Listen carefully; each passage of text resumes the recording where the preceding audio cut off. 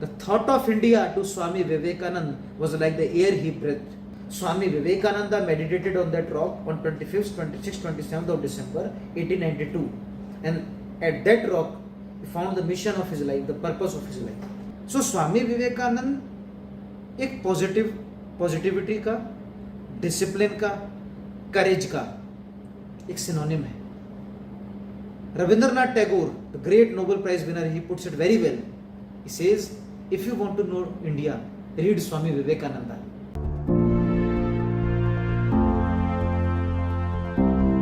मेरे साथ इस वक्त जुड़ चुके हैं निखिल यादव जी, विवेकानंद केंद्र के youth head of north zone, जहां पे उनसे हम पूछेंगे कि आज के यूथ को क्यों पढ़ना चाहिए विवेकानंद को.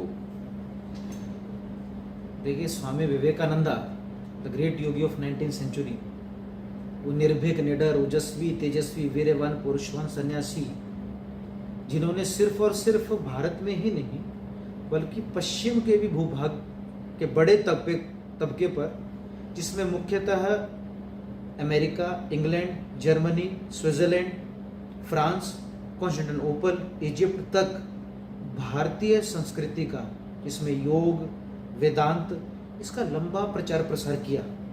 दिनकर बड़ा सुंदर लिखते हैं स्वामी विवेकानंद के बारे में, राष्ट्रकवि, कि स्वामी विवेकानंद जी का जो पहला पश्चिम का प्रवास रहा, that started in 1893 and that concluded in January 1897. उन 3.5 वर्षों में जो भारत का जो प्रसार हुआ, उतना प्रचार शायद ही कभी भारत का हुआ होगा. सो स्वामी विवेकानंद पॉजिटिविटी का, डिसिप्लिन का, करेज का एक सिनोनिम है. Rabindranath Tagore, the great Nobel Prize winner, he puts it very well. He says, if you want to know India, read Swami Vivekananda. Everything is positive in him, nothing is negative. अगर आपको भारत को जानना है तो आप स्वामी विवेकानंद को पढ़िए, उनमें सब कुछ सकारात्मक है, उनमें कुछ भी नकारात्मक नहीं. तो अगर आपको सकारात्मक बनना है, डिसिप्लिन अपने जीवन में लेके आना है, करेजियस बनना है, लायन लाइक करेज, और सबसे पहले और सबसे ऊंचा अपने राष्ट्र के प्रति अगर आपको स्नेह जागृत करना है, Bhagini Nivedita puts it very well. She says, the thought of India to Swami Vivekananda was like the air he breath. Swami Vivekananda के लिए भारत का विचार करना है सदा जैसे श्वास लेना हो. So it is all about, अगर आपको physically, mentally, emotionally, intellectually, spiritually अगर स्ट्रांग होना है, तो एक ही व्यक्ति है जो आपको उसमें एक निर्भीकता के साथ आपको कंट्रीब्यूट कर सकते हैं, वे हैं स्वामी विवेकानंद. अच्छा, तो अमृत काल में स्वामी विवेकानंद की प्रासंगिकता निखिल यादव तो देख सकते हैं. तो अभी मैं इस किताब के बारे में उनसे जान लूंगा कि क्या लिखा है आपने विवेकानंद के बारे में. इतने लोगों ने लिखा है, तो आपका ये क्या अलग है इसमें? देखिए, स्वामी विवेकानंद तो वो समुद्र है, क्या आप जिस भी शोर से कुछ थोड़ा बहुत ले लेंगे तो आपको लगेगा क्या भाई कुछ पूर्ण आपने ले लिया है, लेकिन फिर थोड़े दिनों बाद में आपको लगेगा कि अभी स्वामी जी को अभी भी आपने सही से नहीं समझा है. तो मैं ये तो नहीं कह सकता कुछ मैंने इसमें अलग दिया है. राष्ट्र को आज़ाद हुए ब्रिटिशर्स से 75 वर्ष हो गए हैं, और 75 वर्ष में हमने बहुत कुछ पाया है in the field of economics, in the field of sports, in the field of culture. बहुत आगे बढ़े, और बहुत कुछ हमको आने वाले 25 वर्ष में पाना है. और वो जो काल है वो अमृत काल है. क्या भारत को स्वाधीन हुए 100 वर्ष हो जाएगा, और उसके लिए हमने कुछ इनिशिएटिव भी लिए हैं. क्या उस 2047 तक राष्ट्र विकसित भी हो जाएगा. तो इतने सारे चैलेंजेस हैं. कल्चरल चैलेंज है हमारे सामने, राष्ट्र के सामने. कैसे हमको जो वेस्ट से आया हुआ कॉलोनियल बवंडर है उससे रूबरू करना है. इकोनॉमिकली हम 5वीं सबसे बड़ी इकोनॉमी है, आने वाले कुछ वर्षों में हम 3री सबसे बड़ी इकोनॉमी हो जाएंगे. साथ ही साथ पर कैपिटा इनकम भी हमारा एक बड़ा उछाल लेने वाला है. स्पोर्ट्स में आज हम देख रहे हैं, क्या आज हम ऐसी हुंकार भरने की कोशिश कर रहे हैं, क्या हम ओलंपिक्स भी अपने राष्ट्र में करवा सकते हैं. पहले हम सिर्फ ओलंपिक में एक पार्टिसिपेंट के तौर पर जाते थे, आज हम ओलंपिक करवाने की बातें कर रहे हैं. तो अलग अलग फील्ड में भारत राइज कर रहा है. अब इस सारे कार्य के लिए जो आने वाले 25 वर्ष हैं, उसमें चुनौतियां भी हैं, चैलेंजेस भी हैं, अपॉर्चुनिटीज भी हैं. तो उन चैलेंजेस को अपॉर्चुनिटीज में बदलने के लिए आपको कोई इंस्पिरेशन चाहिए होता है, और वो इंस्पिरेशन हल्का नहीं होना चाहिए क्योंकि चैलेंजेस बड़े हैं। तो उसके पीछे हमको अगर इतने सारे लोगों को हम खंगालेंगे तो एक व्यक्ति आपको दिखता है जिसने उस समय भारतीय स्वाधीनता संग्राम को इंस्पायर किया।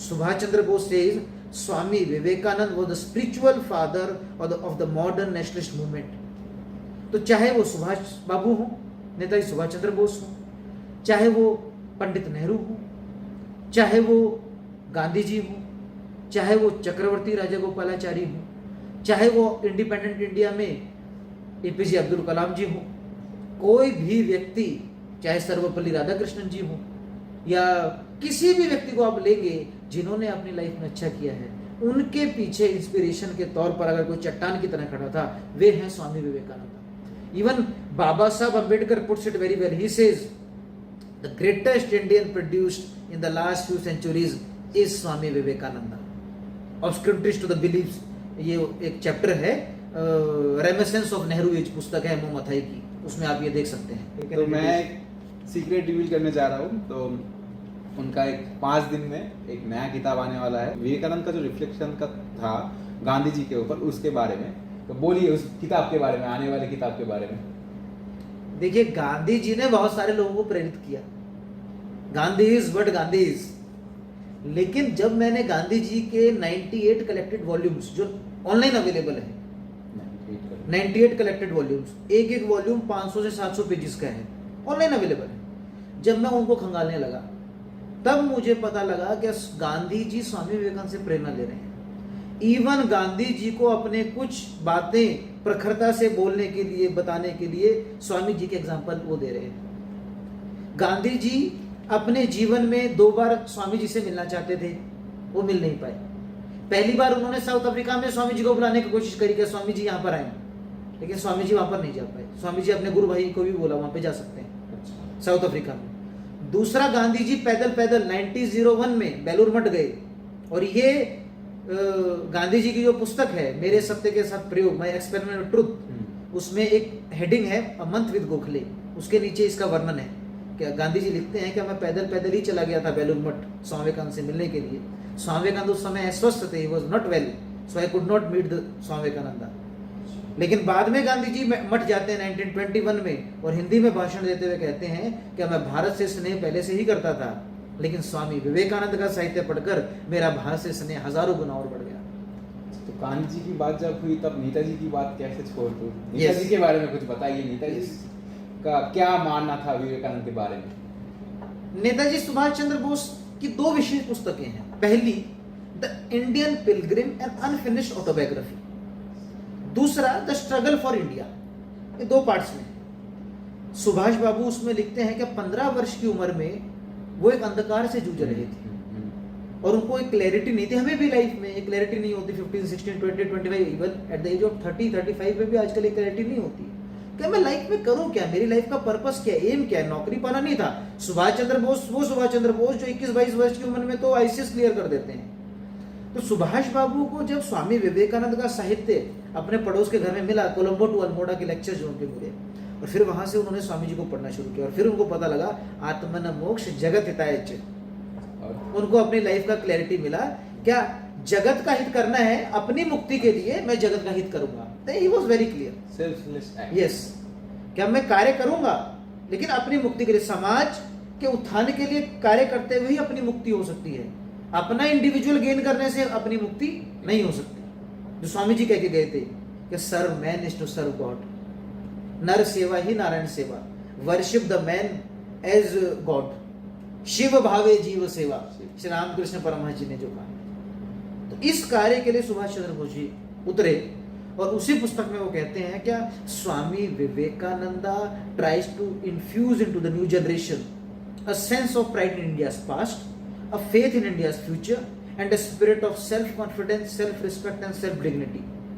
स्वामी विवेकानंद ने भारतीय नव संतति के अंदर अपने अतीत के प्रति गर्व, अपने भविष्य के प्रति विश्वास, अपने स्वयं में आत्मविश्वास, आत्मसम्मान और आत्मगौरव की भावना जागृत करी। तो ये स्वामी विवेकानंद का सुभाष सुभाष बाबू तो हर जगह रामकृष्ण मिशन विजिट करना, जिस भी प्रांत में वो जाते थे, जहां भी मिशन की उनको ब्रांच मिलती थी, ठाकुर माँ और स्वामी जी के वो चित्र के सामने वो मेडिटेट करते थे। तो नेक्स्ट टाइम क्या हम लोग ये एक्सपेक्ट कर सकते हैं कि नेताजी के ऊपर भी एक आएगा गांधी जी के बाद?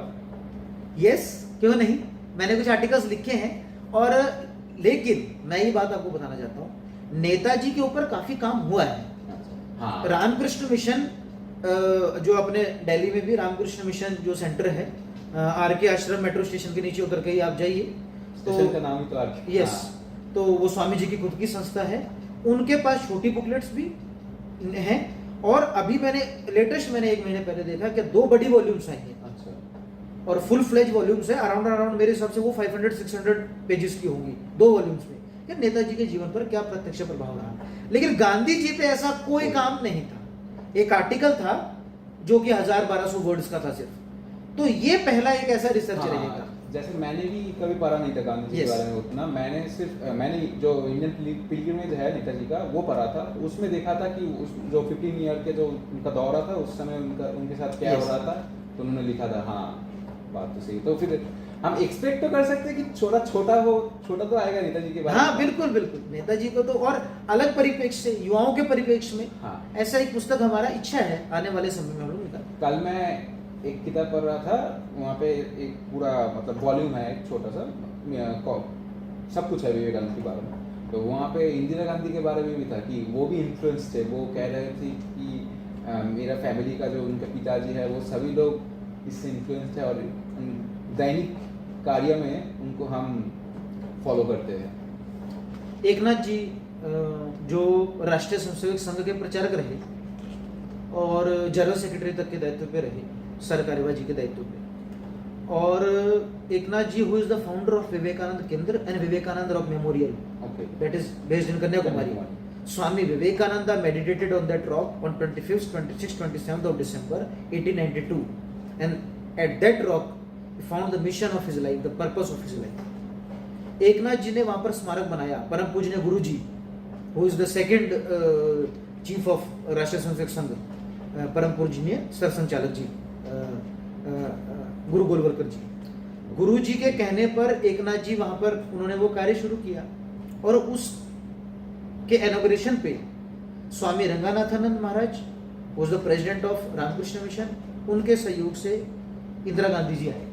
तो संघ के प्रचारक एकनाथ जी के कहने पर और उनके बनाए हुए मेमोरियल पर इंदिरा गांधी जी का।